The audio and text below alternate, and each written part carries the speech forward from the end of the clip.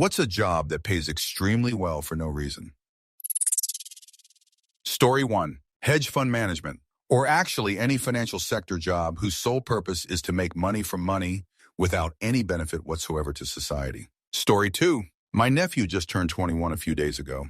He will be in his last year of college majoring in engineering this fall and is currently working with a construction company.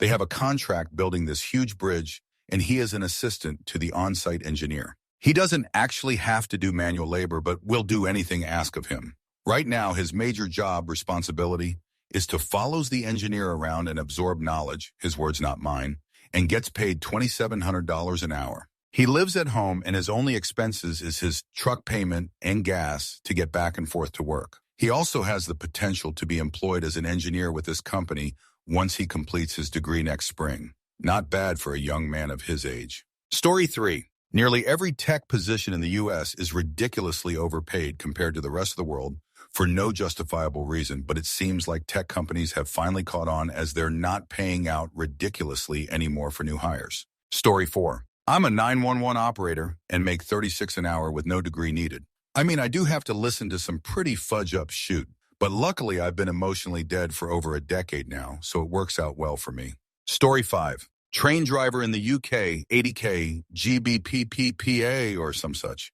Spend notable amounts of time on strike, keeps job and pay thanks to the strongest work unions in the country. The job? Drive a vehicle on tracks around. Answer. This is more of a reasonably paid job than an overpaid one. The shift work, the need to be constantly attentive the whole time you're on duty, the level of responsibility, the not negligible chance of someone committing tragic end using your train. It's not cushy, it's just fair. The strong union is stopping, then getting fudged like so many other careers in this country. Story 6. Manufacturing corporate offices. Lots of people making six figures like brand managers. 90 of the time they shoot at the walls to see if their idea sticks or not.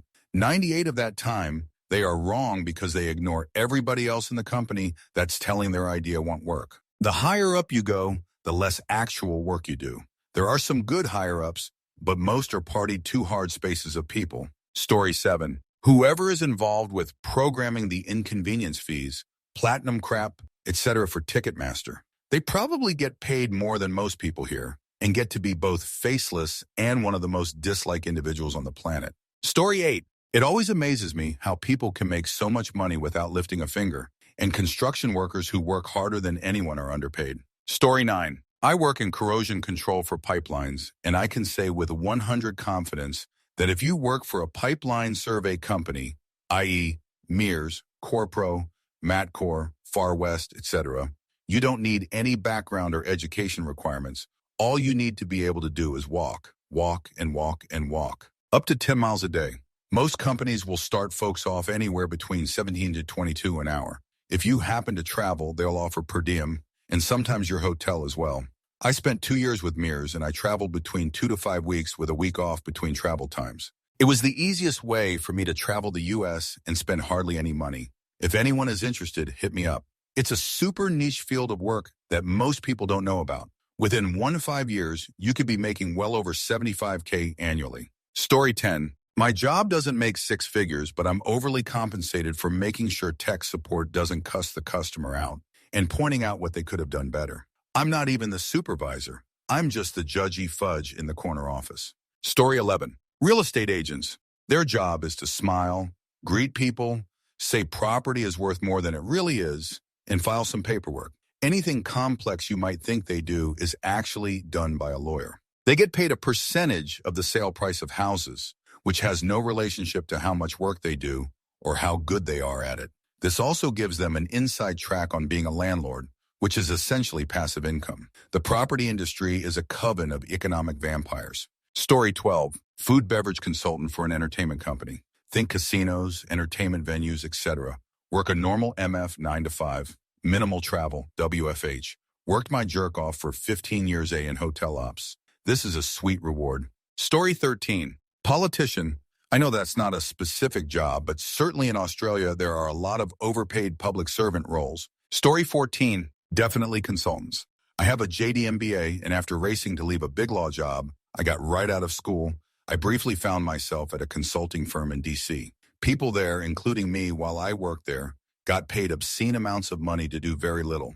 I felt like the firm was a parasite on the side of the whole corporate apparatus, just feeding off of the idiocy. Managing directors, many of whom were barely ever in the office, would get paid $500K before bonuses BTW to oversee their teams of associates and directors who were largely doing wildly overpriced work that the clients not only didn't need, but that was also often redundant.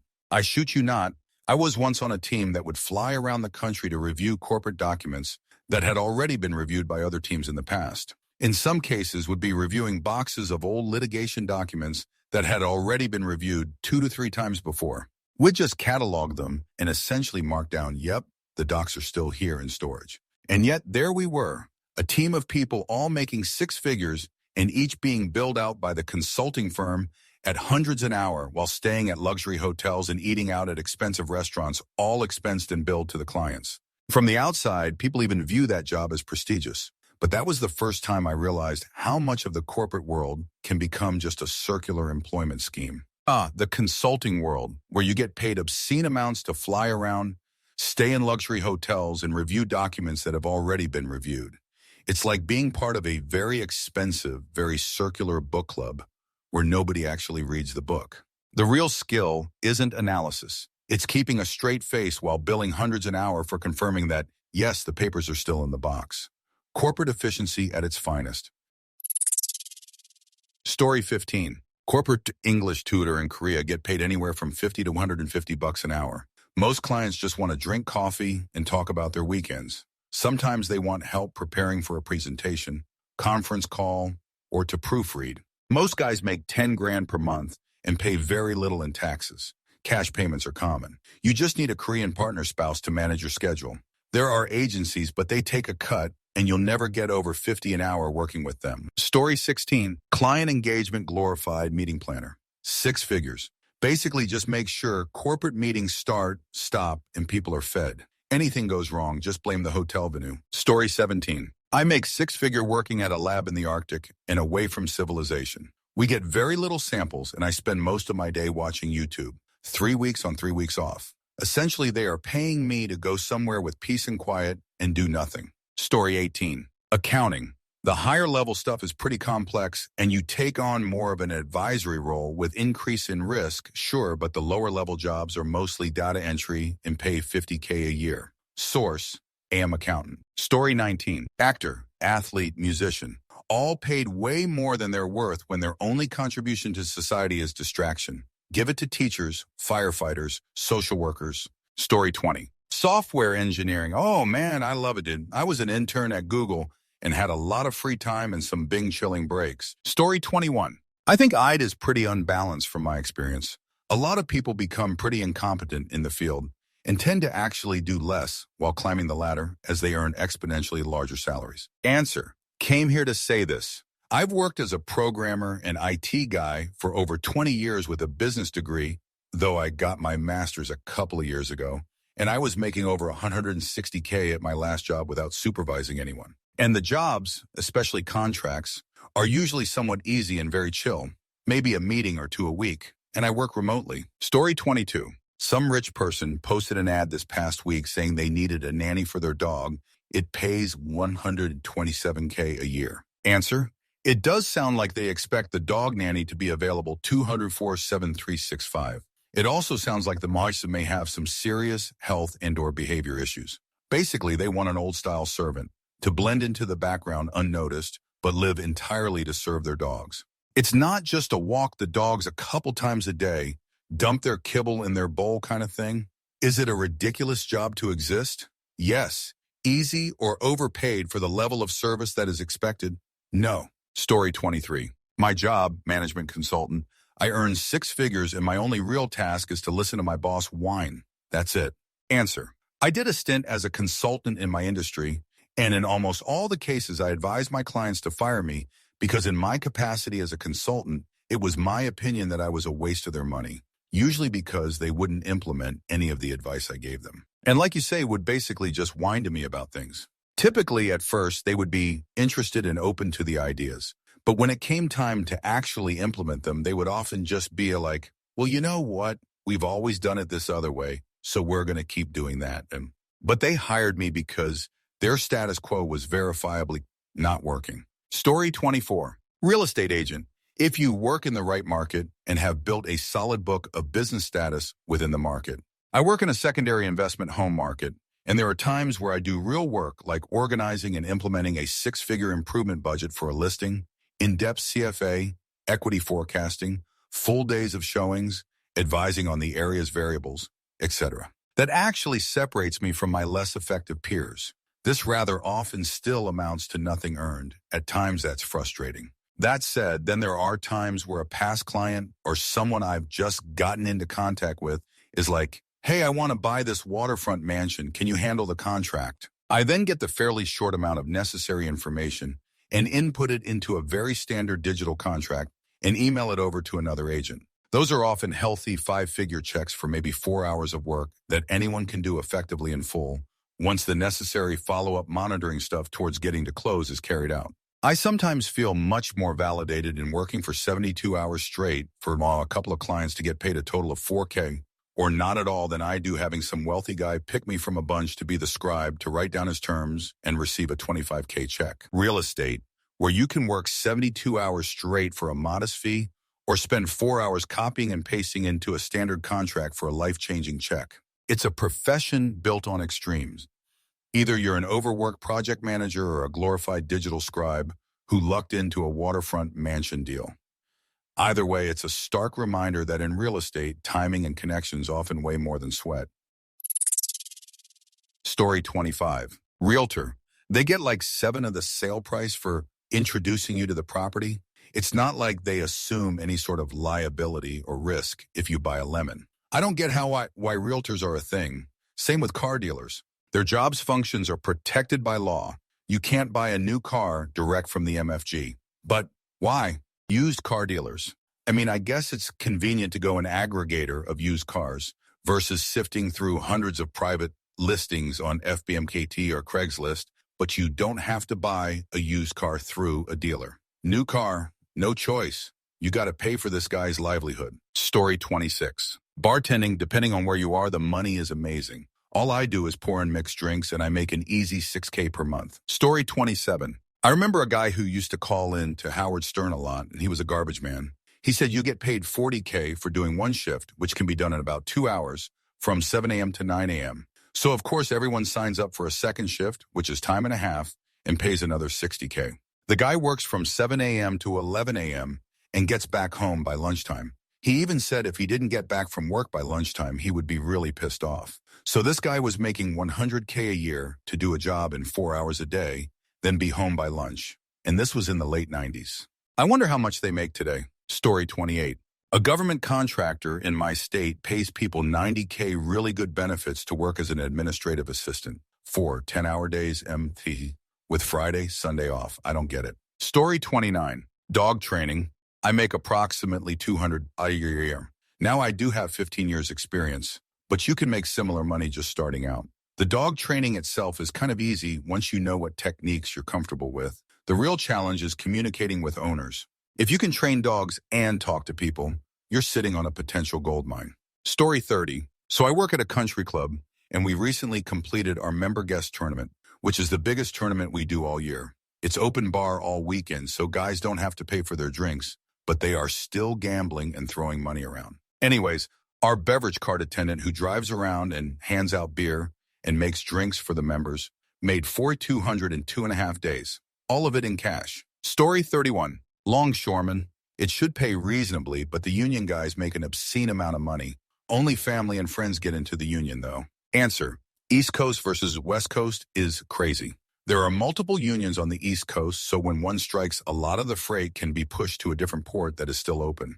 The West Coast is basically a single union, so there aren't other options. I know guys who make like $50 an hour base pay, but it spikes to like 2.5 times if you hit overtime, which isn't hard to do. It used to be crazy dangerous. Now it's mostly sitting in a truck. Story 32. I made $26 an hour working from home for a credit card company answering calls and activating cards. Unlimited PTO. I would just sit and play on my phone all day. LMAO. Story 33. Professional recruiters. The top guys who got there pretty much by being some of the first to get hired make six figures monthly for being glorified middlemen. Pool nightclub servers can easily make six figures during pool season for pouring drinks. Story 34. Selling fireworks. Dude I know works 2 weeks a year and makes more cash than I do. Significantly more, like not even the same ballpark. Story 35. Being rich. Once you get a certain amount of money, a couple million, you can live comfortably off the interest earned with it, literally just sitting in the bank account, doing absolutely nothing yourself. You need even less if you toss it into some mutual funds. Story 36. I'm a pilot and I feel like a glorified Uber. I do very little, even though I have a lot of training. Story 37. Bad software engineer. In Europe, many companies would rather pay a bad software engineer $100K a year than a good one that gets 5x more done, $150K. Because savings? Story 38. State workers in offices. If you include the benefits and the irrelevance of their use, I would do my bet on office state workers. Just my guess. No need to attack me. Story 39. Film workers. Sure, the days are long, but your day consists of standing around for 4 to 5 hours at a time, getting free food, and occasionally picking things up, putting things down. McDonald's workers have a more demanding job. The hard part about film is the standing around bit. You basically have to stand around with your thumb up your jerk for hours at a time, but have to be paying 100 attention and ready to run in and impress everyone at the drop of a hat. And by impress everyone, I mean pick something up and put something down, whether it be a light, plant, sandbag, audio cable, depends on your department. The worst part is there's people screaming over the radio in your ear, who 90 of the time sound like they're eating their McKid set, so you have to pretty much guess what they're saying. Plus the hours turn people into absolute assholes. A toddler could the job itself for the most part. TLDR. Working in film is easy enough for a toddler to do, but you can be making six figures when there's work. Story 40. I am disabled and have disability support workers who come and help me. I wasn't always disabled. Disability support workers charge me $62 an hour. I wouldn't mind if I was paying for qualified workers or they were doing personal care or something, but I sometimes have workers who are literally working their first day ever of disability support and being paid $62 an hour for me to teach them how to do dishes or sweep or clean. Not just how I want it done, but that the food has to be removed from dishes for them to be considered done, and that you have to hold the broom a certain way and make sure all the stuff is off the floor for it to be considered swept, and you have to clean the top of the toilet and under the seat for it to be considered cleaned. Also, you need more than one bucket of lukewarm water to wash the floor in a whole house. Like I said, I don't mind paying for decent workers who can work a bit independently and have some life skills, but it pisses me off to be paying people who can't even do housework to the level I could at 12 to be taught by me how to adult. Story 41. We pay people the most for the cushiest jobs. Basically, every Fortune 500 CEO or professional athlete making what they make makes no sense. You should get paid more for jobs no one wants for whatever reason. If your job is awesome, you probably don't need that degree of extra incentive to go to work in the morning. Story 42. I make about $100K AU'd for driving a van. I listen to audiobooks and podcasts. I deliver stuff adequately. Story 43. Investment bankers, they don't really do analysis. It's just an incredibly gatekeeper field keeping the salaries high. Story 44. The let's get ready to rumble guy and his baller, the it's time guy, both make millions for holding a mic and saying a few lines. Story 45. Learned of a guy making $300K translating genius talk to others. He would talk to the genius engineers. They would tell him their ideas, since they are too socially awkward to do it themselves, and he would explain their idea to the rest of the team. Sounded like a great gig. Story 46. Life coach. Give rich white housewives or husbands a bunch of platitudes for $10K a month so they can feel less guilty for being rich. Story 47. A lot of people think people in retail make minimum wage, but actually there is an entire side that works for big food companies that supply the food to retailers. If you've got more than one brain cell and work hard, it's not hard to be making close to six figures as a sales rep or territory manager. Answer. A good buddy of mine used to work for a massive seafood importer. His company supplied to major retailers all over, and he was pulling like $250K before bonuses. He worked in like 60, 70 hours a week and had meetings at all kinds of crazy times of day, dealing with reps in countries all over the world, which is ultimately why he left. He was tired and wanted more family time, so I can't blame him. Story 48. Reading all the replies here, I can't help but think you are not paid for what you do, but for what you are responsible for. Story 49, recruiters.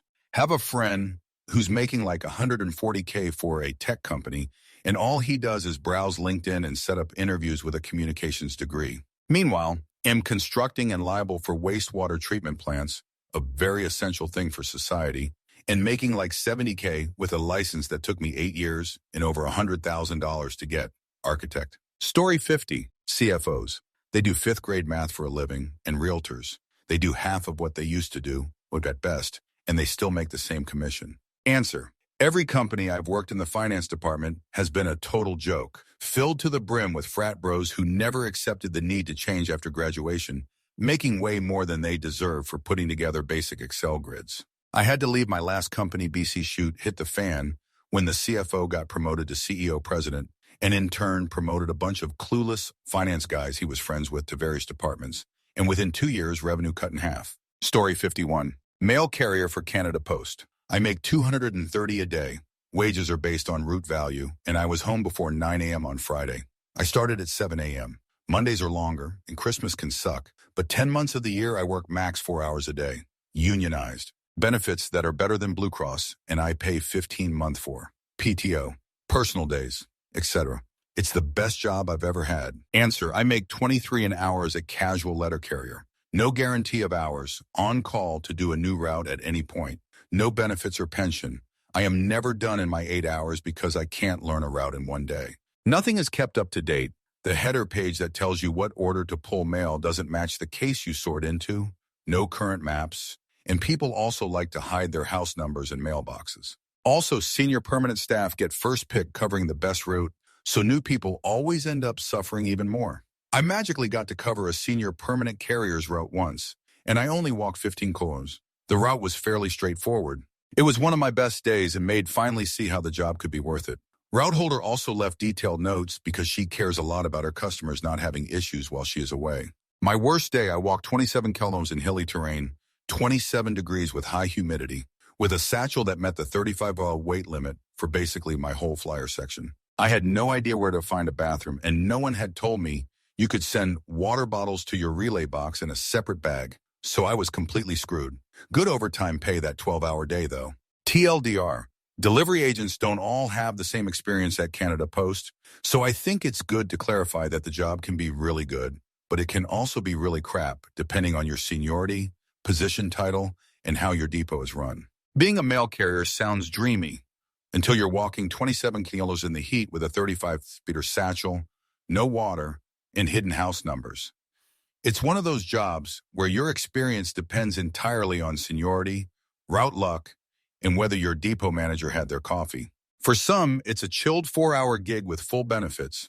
For others, it's an 8-hour trek through postal purgatory. Either way, respect to those who brave the elements in mysterious mailbox locations. Story 52. A couple of NGO positions in Asia Pacific are like this. Bunch of middle manager positions who do jack shit.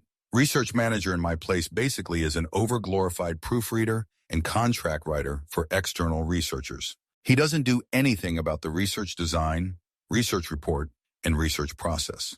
Once the contractor delivers, he'd check for some grammar mistakes and call it a day. Paid $8,000 a month. There's also HR manager, whose job basically creates a monthly well-being survey, listens to other managers whine about their job, but does nothing as a follow-up.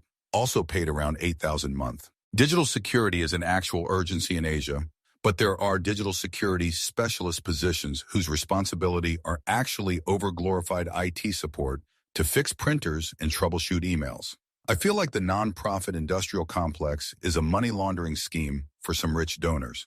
Story 53. Travel nurses. No offense, I appreciate all hospital staffs, but y'all make ridiculous money to perform the same job, but with traveling perks. Story 54. I get paid just under $80K working nights at a gym, get all my work done in less than 2 hours, and can basically do whatever for the other 6. Watch football, scroll Reddit, whatever.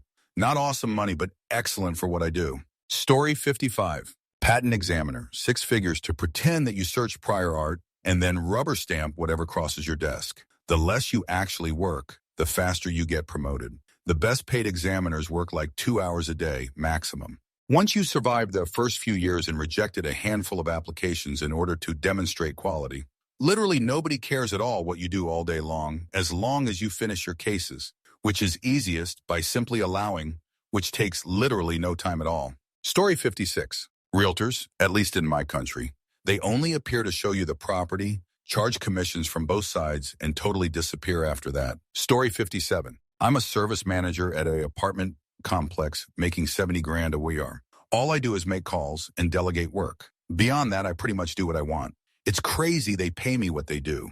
Story 58. Professional athlete. It's a profoundly unimportant job that earns at the top level orders of magnitude more than teachers or nurses or any number of jobs that actually keep society functioning. Story 59. Arts and sports, or anything entertainment-based. It's a luxury. I don't get why top athletes and actors whose job is to offer a show that we can absolutely survive without earn 1,000x more than the biotechnologist who will develop the next substances that will save millions of lives, or the random healthcare professional working at a hospital. Story 60. Attractive bartenders in hot nightclubs in big cities can make hundreds of thousands in tips a year. Ugly bartenders make drinks that are just as good. Story 61. Optics. You can be a normal retail sales associate and sell eyeglasses at Lens Crafters and Makeup to $2,900, commission paid time off, sick leave, retirement, health and dental insurance, and free annual eyewear with a high school diploma. Story 62. I'd make $600 a night serving. Tip culture in the US and Canada is laughable. All I had to do was make sure beers were full and take away empty plates. Story 63. Why the hell are so many of the top comments deleted? Are they all dunking on someone that doesn't like being dunked on? Story 64. If one considers being an influencer as a job, some folks make hundreds of thousands of dollars, and it's like, fudge you. Story 65. From what I've seen, executive assistants, they get paid way more than they should for the low-level tasks they do. The reason they get paid so much is because they are so close to the execs who make the remuneration decisions, not to shoot in EAs. But when you have qualified professionals who could get a pay rise and fewer responsibilities by switching to being an EA, you have to think something is off. Story 66. Realtors, they don't do shoot anymore and get the same 3, which BTW with houses way more expensive works out well for them. Story 67. Repairing slot machines. I'm currently at 32H and the benefits, package, and vacation time is incredible.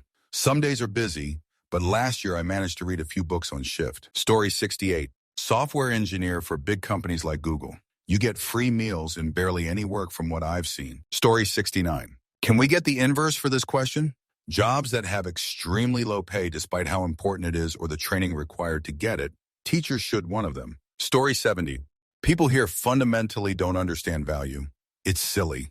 First off, the title specifically asks for no reason, but most answers here are followed by literally reasons. May not agree with said reason, but it's a reason. Second, value isn't determined by the effort or work you put it. It's predominantly based on the output, ambiguous term, and how replaceable you are, supply-demand. Additionally, enabling other people is 100 a value add and an output. Lastly, anecdotal, this person does nothing, does not make the job itself wasteful, just that specific position. Just like pretty much everything in life, there are good and bad players. Story 71. Real estate agent. Remarkable amount of for the effort involved. Half the ones I met were not too bright either. Story 72. Judging by my previous job, the answer would be a game manager, GM. Guy comes in with 5 or so years of experience as product manager from an adjacent but different field. Remarks on the way we do things within 2 weeks of being employed, runs revenue to the ground, completely alters and micromanages workflows merely on his hunches, and later complains that we're always involving him in every tiny decision. I bet he was probably paid more than twice my regular pay.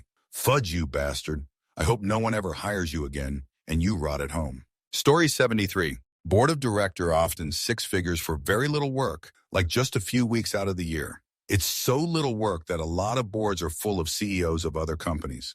BTW, who decides a CEO's compensation? It's the board of directors. Who's often on a board of directors? CEOs of other companies. See an issue with that? Story 74. Security. You'd be surprised how little work I have to do. I usually either watch cams or guide people where they need to go. On some instances, you have to deal with rude, Aggressive people are annoying teenagers, but in most cases, it's pretty laid back. Story 75. Some of these comments make me think, y'all either know nothing about the job or you have never had to work an enormously stressful job. Some of these jobs you couldn't get me to work because on the stress alone. Story 76. Third-party coding inspector in the marine world. 6-day course and I bring a little over $200K a year watching paint dry. Story 77. This thread is filled with people discussing jobs that range from $10K to $40K annually. That's not pays extremely well. Story 78. I'm loving all the references to six figures in this thread, like this is some kind of rare and significant marker of extreme wealth. Underwriter is my answer. Those nerds are just working on the same math problems every day. Boring and overvalued job. 6 figures. Story 79. Realtor most specialties in medicine because if it goes wrong or doesn't work, it's still an art. Most management jobs on the corporate level. Story 80. Nonprofit executive. You're paid in the high 6 figures for running operations that are notoriously poorly run. Often you got the right by being the spouse of someone famous. Story 81. Digital print operator, 190K wire. Literally the machine does all the work, you just watch it run and change paper rolls. Story 82. MA computer engineer. Most of my job involves hanging out in my office watching movies. I get paid good money to know how to configure things when the need arises. Story 83. Car sales post-COVID. Those idiots make 20K to 30K a month and the cars sell themselves. It actually makes me want to vomit because if they had to work in any other sales job, they would be low performers and canned quickly or make no money. They can't sell to save their lives because they don't need to. The cars get sold before they even get to the lot. Story 84. This might be controversial, but pro athletes. No one needs to make $50 million for playing basketball when we have teachers struggling to provide the basic necessities for their students. Is that what the one wants? For us to be distracted? Answer, I agree with you, although that's not the fault of the athletes. They're getting a well-deserved piece of the pie and people above them make way more for doing less. Also, athletes take a huge toll on their body and a lot of the times mind, e.g. football and wrestling. I'm personally not into sports, but they do deserve what they get as far as the percentage of the business they work for. What we need to do is divert taxes from over-budgeted programs or just tax the rich a tiny bit more so we can actually pay our teachers the wages they deserve. They help shape our future. They work long hours, put up with a lot, including the risk of school shootings nowadays for not much pay. I completely agree about that. The age-old debate, why do athletes make millions while teachers scrape by? It's not the athlete's fault. They're cashing in on a system that values entertainment over essential care. But maybe instead of resenting the player, we should question the game. If we redirected even a fraction of that sports revenue or taxed the ultra-wealthy slightly more, we could actually pay educators what they deserve. After all, shaping young minds is slightly more vital than throwing a ball through a hoop. Story 85. I'm probably going to get downvoted for this because Reddit, but oh well, no job pays well for no reason. You and I might not understand why certain professions make so much money, but if someone is willing to pay for something, that pay by definition is value. Story 86. Event technology. 75K a year to set up projectors and microphones. Most of the day consists of waiting to break everything down after the event. Lots of downtime, like a lot. I was able to finish my associate's degree with all the downtime. Story 87. Medical administrator. I know a married couple with the same med admin bachelor's degree and a 1-year online master's in medical admin. They walked out of college into 6-figure jobs over 10 years ago and now make $500K each. I can't tell if they actually do anything for the hospital. During the pandemic, they took advantage of healthcare loans. They didn't have to pay back. They also would post all sorts of hashtag frontline healthcare workers shoot during the pandemic from their second vacation home because they worked remotely the whole time. Scabs. Story 88. I am a recruiter at about 85K per year. Requeue load is low, 10 to 15, and each has enough applications to not require sourcing. I can easily get my workload done in one day and play video games and watch Microsoft Teams messages. Story 89. Whatever it is my bosses do, I make 40K a year. These motherfuckers make about 145 of that, and most can complete their entire day's worth of work in 3 hours. Most just go to meetings and fix time cards and make near double what I do. For reference, I work from home and handle disputes and claims for unemployment insurance, gift cards, and other prepaid means in the bank associated. Story 90. I worked as a recruiter for Microsoft during the pandemic. There was such a fever pitch for tech talent that we were basically throwing 175K checks at anyone with a pulse and a GitHub. We have a lot of amazing tech talent, but some of the people we hired had no business being there. Like literally just twiddling their thumbs and handling one or two small Kanban-type projects each week while reaping almost 200K a year. All of the big tech firms did. If you're wondering why they all laid so many people off, that's a big part of it. New hires now are being offered much smaller paychecks. Answer, I have been in this industry long enough to know when I see a hiring surge that you don't apply and go for it. There are always strings attached. If you can get into the industry in one of the non-surge times, hiring is normal, and the pay is decent, go for it. That's the time to get in and stay with some longevity. The special condition hiring phases are a passing knell, but so many people still go for it. I guess I can't blame them when they hang their hat on hope. Story 91. Project management. Sometimes I think it was invented to provide employment to privileged people. You can be totally uneducated, have a 3 months online PM training, and manage projects worth millions, including processes you are totally clueless about. Story 92. Brand product, online influencers, or affiliate marketers. I'm pretty sure it's a way for the corporate moguls to make huge payments to whoever they want to. Big YouTube stars, celebrities. Story 93. Lawn mowing. I make ridiculous money running a landscaping and lawn care business. $5.95. It's hard to overestimate how much people will pay to avoid physical labor. Story 94. CEO, or most executive positions. When a company excels based off the hard work of employees, the executives funnel all the profit to themselves because they steered the ship correctly. Now look at the other side of the coin, and when their company does poorly, they still get their bonuses and raises while firing and laying off the rest of the employees because obviously the workers are the problem, not the fact that the execs steered right into a giant iceberg. Story 95.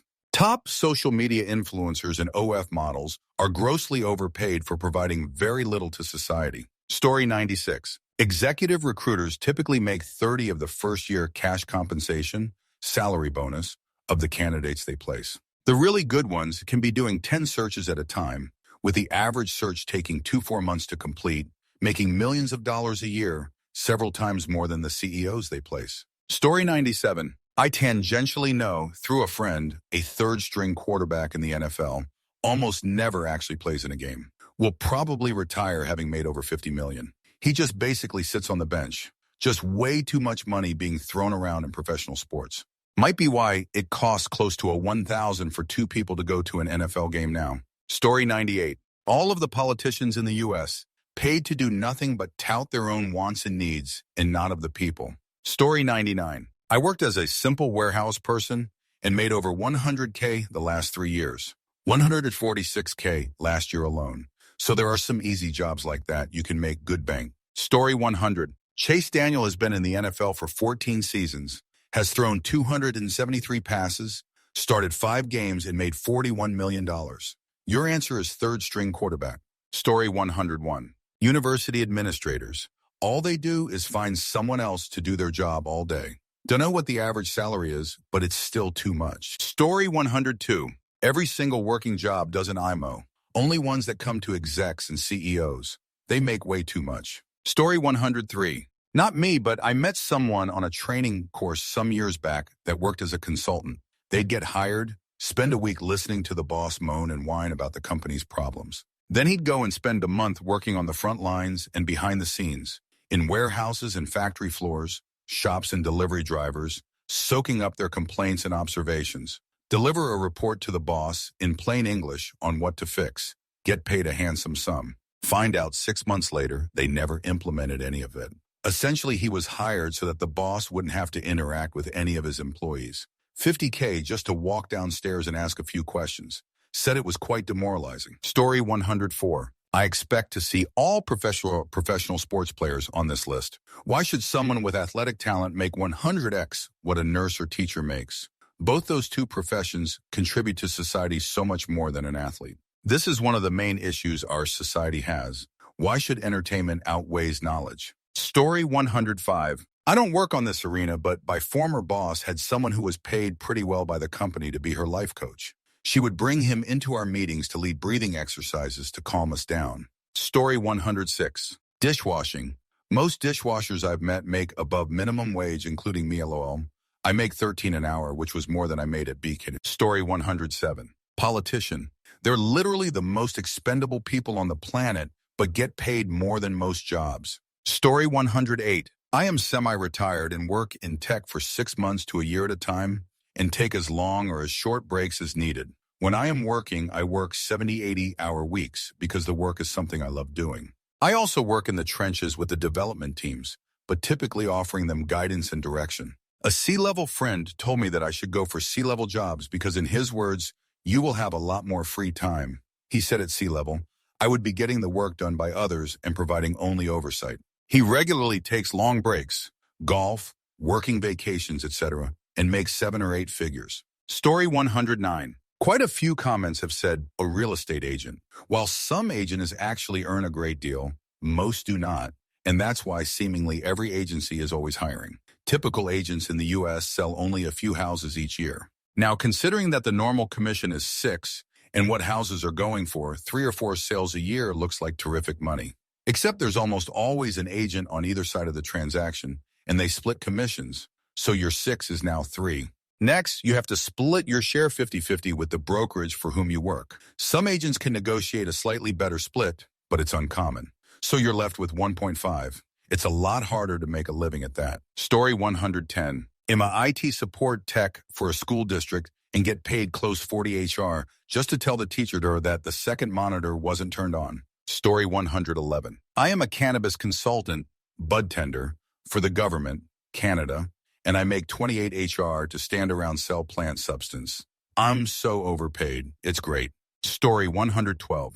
Elevator mechanics make like $400K a year. I don't know the technical name for the job title, but it's highly specialized and was shocking to me. Story 113. A pro sports mascot in the U.S. gets $625K a year. And that's only part-time, I think. It was a post a couple weeks ago. Can't remember the team. Think it was NFL. Story 114. Politician. Granted, the salary's quite low, but all those people seem to come out millionaires. How strange, right? Story 115. Executive. I processed thousands of tax returns back in the day where the total income was $1 million per return and the occupation was executive. Story 116. Streamer. Getting paid millions to do nothing except be a waste of space, and don't bother explaining why they get paid so much. I know why. I'm not stupid. It's still dumb. Story 117. College administrators and advisors.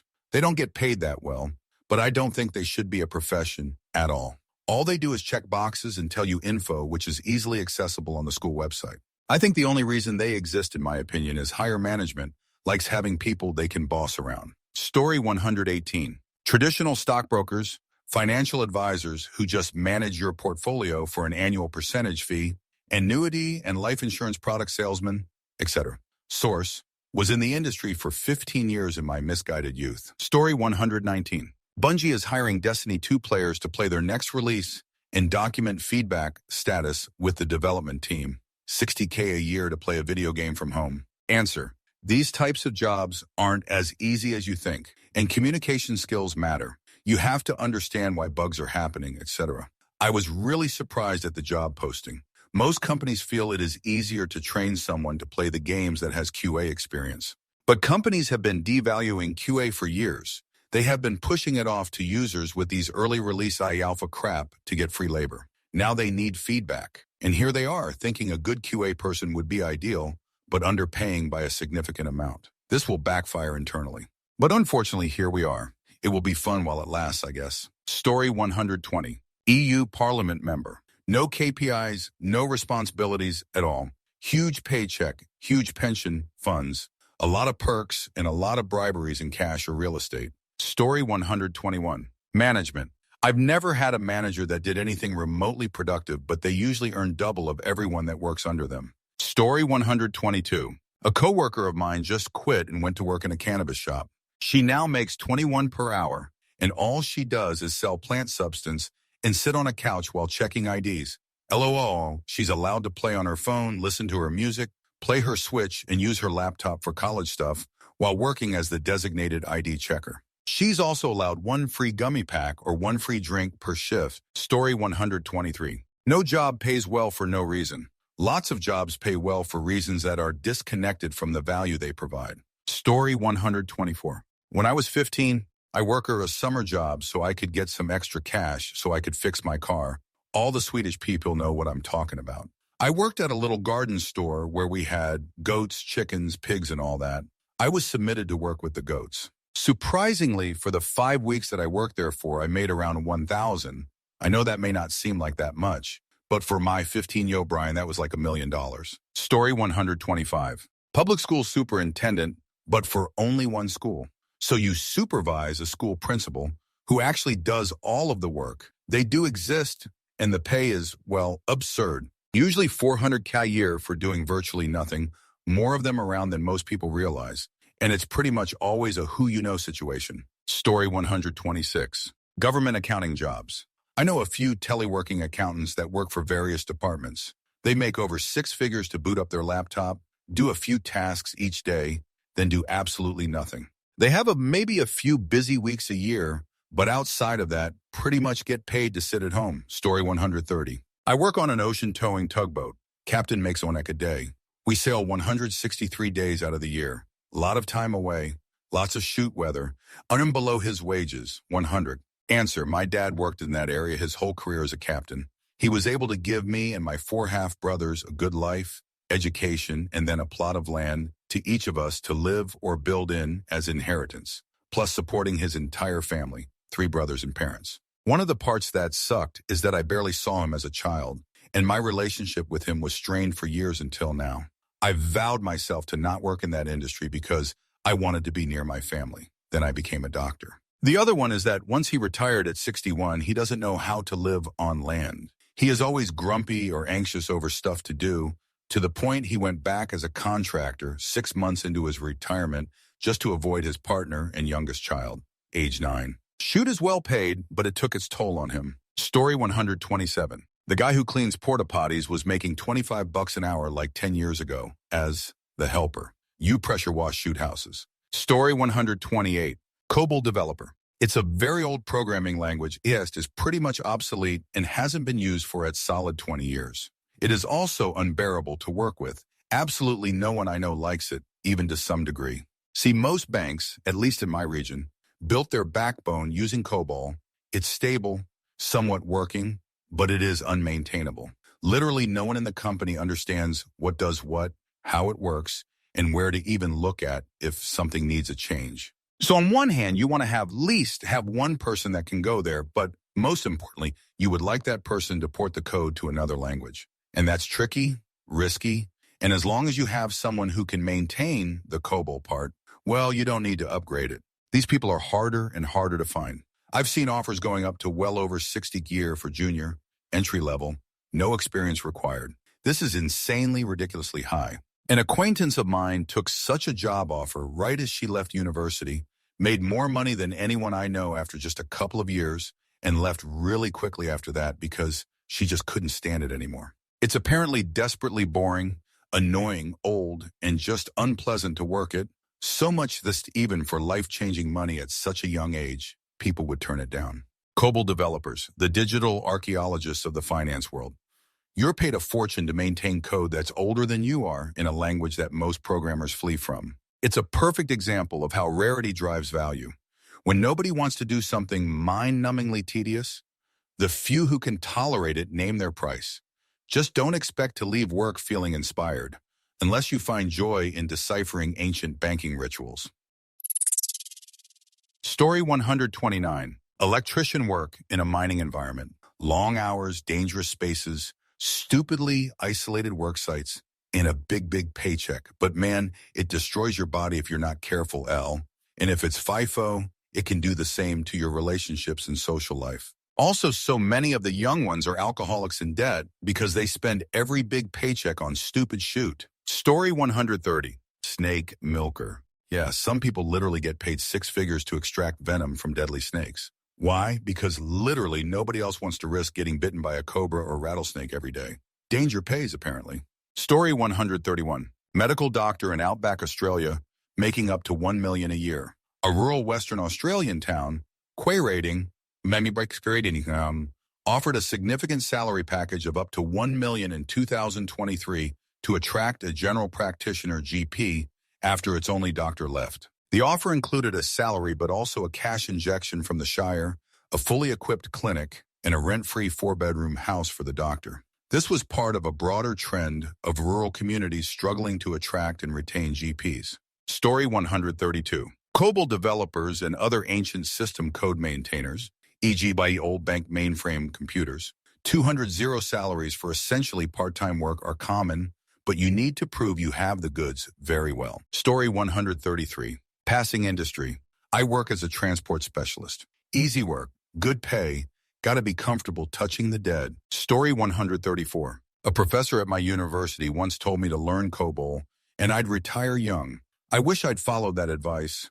COBOL programmers make upwards of 300 kr, and it's mostly just maintaining old systems. Also, most of them are approaching retirement, so companies are starting to look for replacements. Story 135. I read an article about a woman who goes to hotels that have reported bed bugs. She sleeps there, treats affected rooms, stays until she doesn't get bitten. Apparently, she didn't react to the bites, as in itchy, but could see them. She got paid well because without that, no business at all. Story 136. Newborn care specialist, 247 jobs. You work for 3 months straight, 247 for the first 3 months of a baby's life. You are live-in, you will be flown out, and the pay is ONEC a day. I'm currently in training to be one. I've seen postings for 100 for 3 months in my agency. Story 137. Being a diver who inspects the dams in muddy rivers in the southern USA. Apparently it has to be all done by feel because the water is so muddy, and the gigantic catfish will regularly try to eat you head first, and they are big enough that they can, and do, actually fit your head in their mouths. I have read nobody lasts long in that job. Story 138. Union electric gas utility workers. Linemen make great wages but earn every penny, as do residential commercial gas fitters. Story 139. I think trash collectors and sewage workers get paid way better than most think. People just don't realize it. Story 140. I knew a guy that was an offshore underwater welder. Dude was crazy. He made so much money. So when he was back on shore, he would sit at the bar I worked at and just buy drinks for people all night. I honestly think he had more money than he knew what to do with it. Solid dude overall, but he had this look in his eyes like he was about to snap at any moment. Story 141. I make 200 as a gold miner. Lots of time off, home every day, but the days or nights I work are long. Story 142. Lineman. As in crawling up high voltage and not being scared of heights to go do electrical work outside. Answer.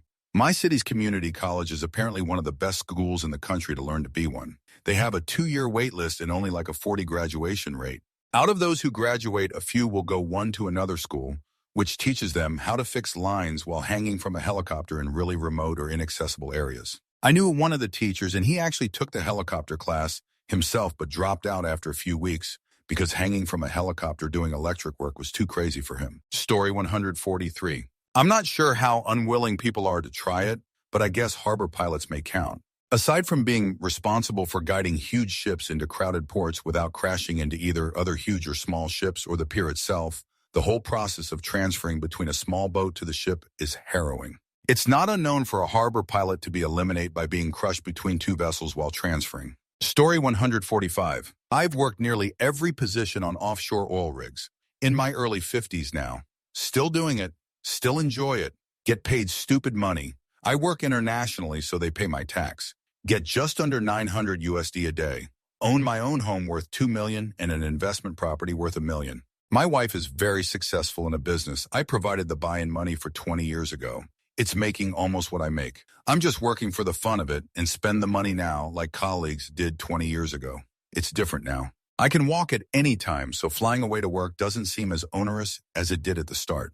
Nearly everyone who stays in is similar to me at my age. The idiots who partied too hard all the money at the beginning have either been run off or are no longer in the demographic for the highest position they ever achieved. If you're a captain, subsea engineer, OIM, etc. in your 50s, you're on top of your game as you've seen it all before and you're hired for that, not your ability to pull slips. Story 146. Commercial diving.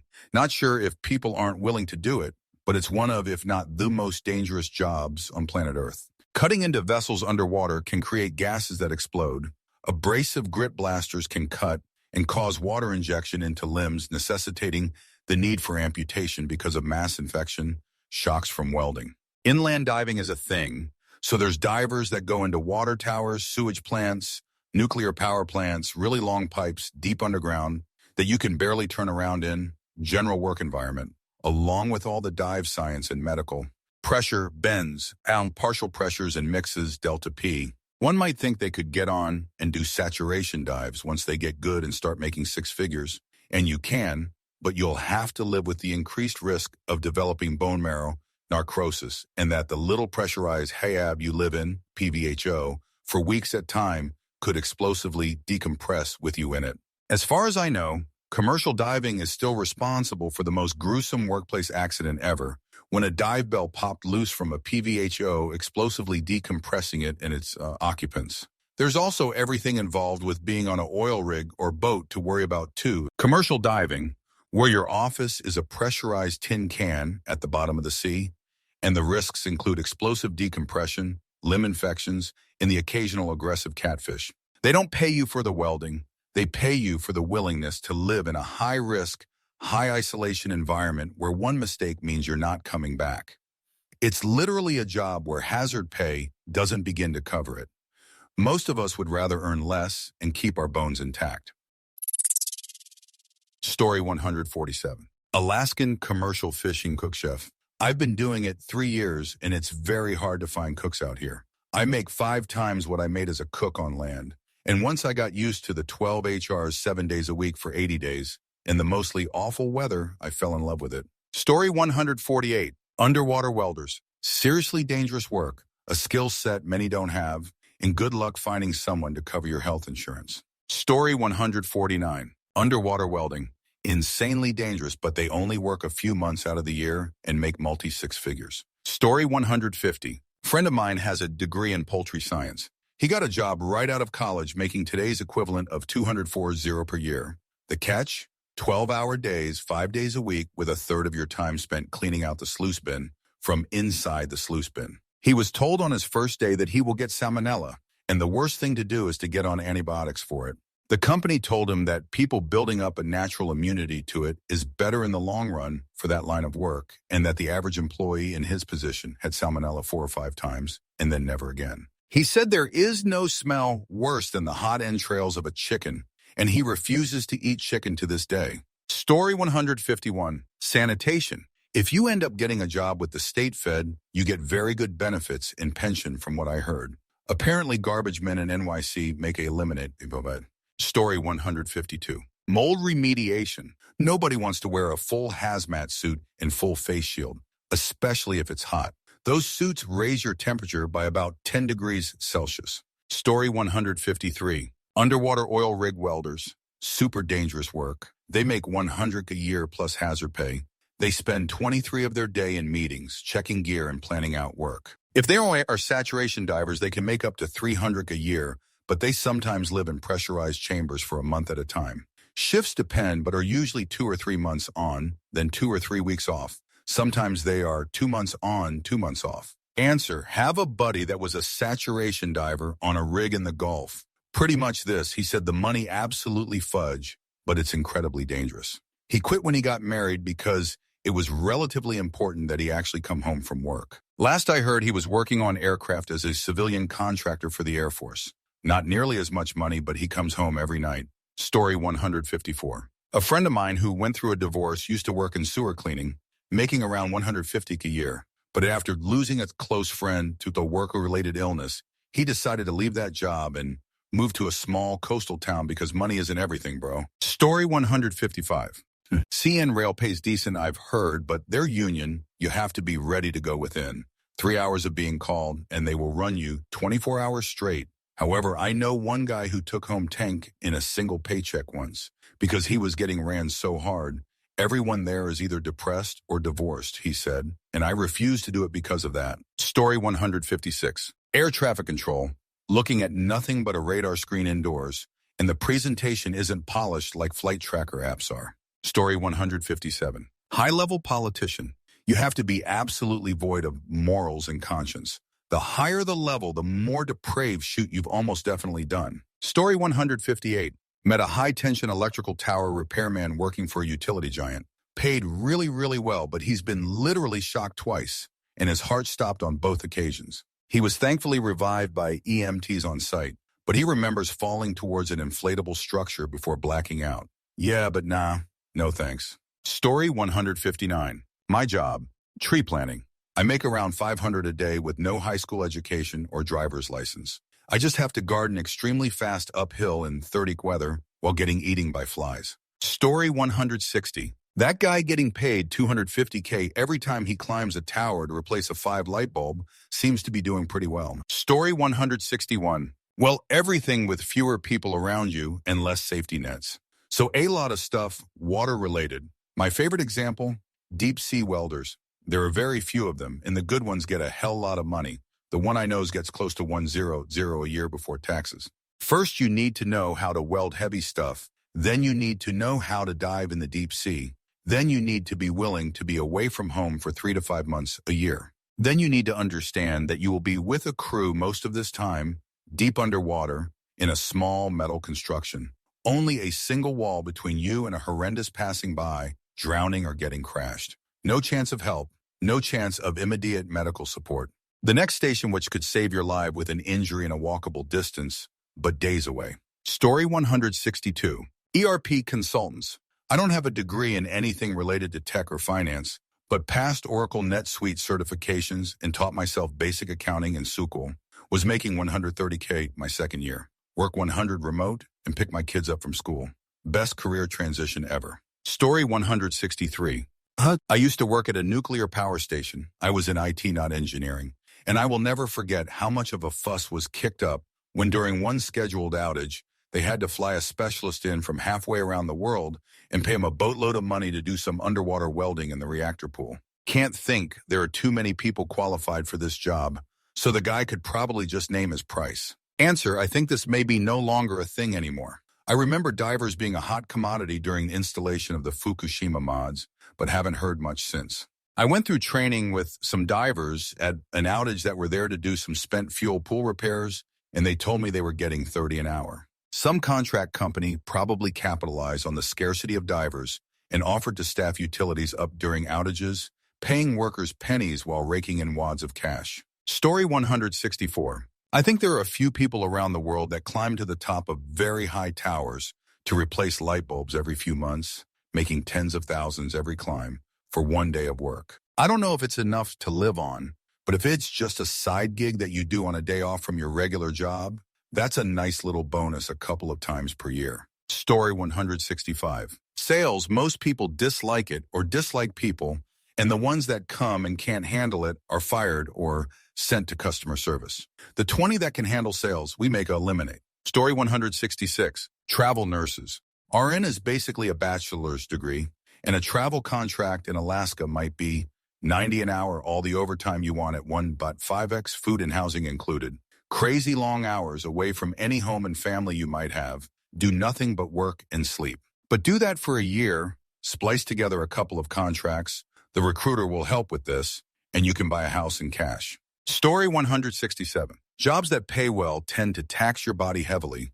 I have mates who used to work FIFO on the mines, but they're all divorced with substances, adult beverage problems. Not to mention the toll it's taken on their bodies, bad joints, bad muscle pains daily. Story 168. The white-collar answer is tax attorney. Boring, tedious work, even for the average lawyer. My dad made Scrooge McDuck's money practicing as one, and told me once the secret to his success was being good at a job no other lawyer wanted. Answer, I am a lawyer but not a tax lawyer. I do have a few colleagues that are, and they all seem to love tax law. My impression is that their job is mostly solving complex puzzles, and they love it. Edit to add, corporate tax was the only class in law school that really made me feel stupid. It's not high paying because lawyers don't want to do it. It's one of the most intellectually challenging areas of law, and many of us just don't have the brains for it. Story 169. I make $8 a year passing medicine at a jail.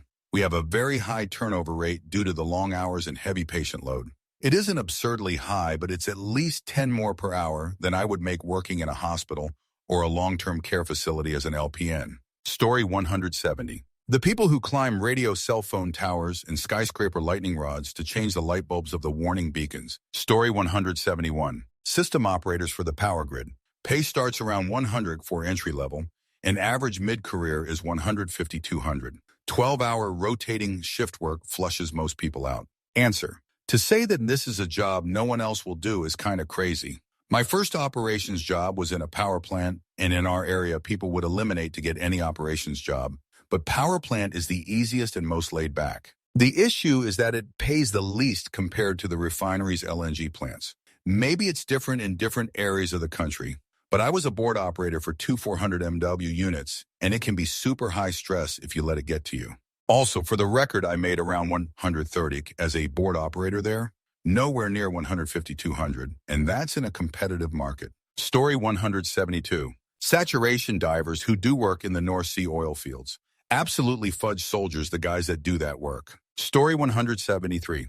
In my area, police officers, 20 signing bonus, 6-figure potential after a few years, and it's a safe, affluent area. I can't even remember the last time a cop was eliminated in the line of duty. However, it's a very liberal area, so cops don't have the best reputation, even though any cop I ever dealt with was completely reasonable. Story 174. International development work. It is sometimes professionally rigorous work, but not always so much so that it necessarily really warrants the money involved. It's just that relatively few people with high-end technical skills are willing to work in developing countries at the whim of donor funding, under pressure to simultaneously secure the cooperation of local officials and not get close enough to them for your loyalty to the donor country to be questioned. Story 175. I guess you'll go with nursing. My wife makes good money doing shit. It's not that no one is willing to do it. It's that there's just not enough people doing it. I was hoping to find a new career here, but man, most of these jobs sound exceptionally dangerous with the exception of air traffic controller. Story 176. You'd be surprised how much paper mills pay. I've been at my job for 3 years, and I make over 100 a year working about 55, 65-hour weeks. Biggest complaint from people is the rotating 12-hour shifts and the heat. Here in East Texas, our mill get deadly hot during the summer. On the bright side, you GWT 7 days off every month, usually have to work 1 or 2 of them. They also allow you as much overtime that you could ever want. Story 177. I seen the happiest hospital janitor this weekend. He was in his 20s and all the nurses were oogling over him behind his back. And it dawned on me, dude, prob makes bank and lays pipe because no one else will sweep up floors in an ICU ward. Answer, hospital housekeepers work extremely hard and don't get paid enough. But every darn nurse, doctor, and CNA I have ever worked with absolutely love them. They keep the place running and are far underappreciated heroes. The unit I worked on had a housekeeper who had been with the hospital for almost 20 years. She saved my patients' lives twice. Once, she found a patient having an anaphylactic reaction to an antibiotic that he had assured me he had had several times before. The second time, she noticed a patient who had been alert and chatty was sort of sleeping. She thought he looked odd and tried to wake him. It didn't work. She started yelling for help out the door, and I came running with the crash team. It turned out he was having a massive stroke. That's the end of the video. Don't forget to like and subscribe to the channel. Also, if you're interested, I have a second channel. This is Vancher signing off. See you soon.